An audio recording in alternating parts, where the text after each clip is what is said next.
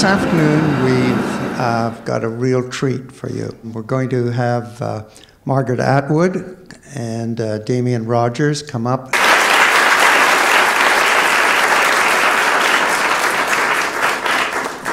Is anyone brave enough to be the first question?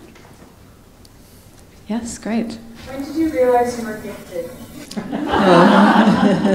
Oh, that's still under dispute. Gifted part. When did I realize that I wanted to write? So it was the second last year of high school.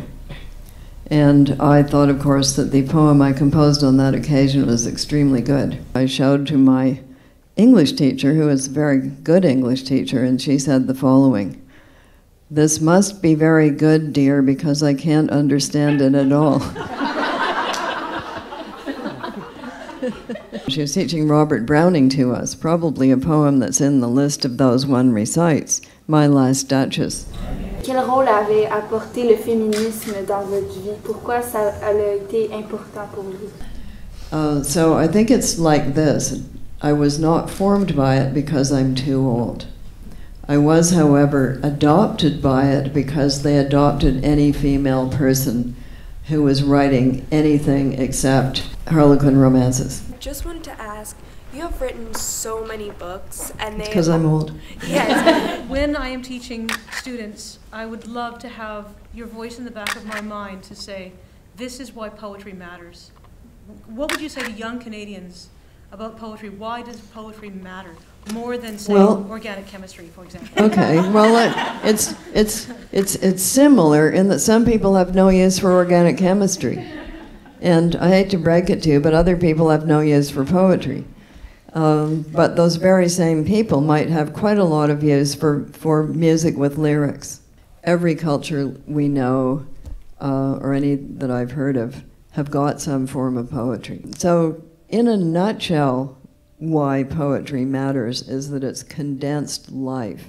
Poetry matters to us as human beings because it's deeply engraved in our DNA. And organic chemistry is basically actually not. The people who don't get it have been turned off it.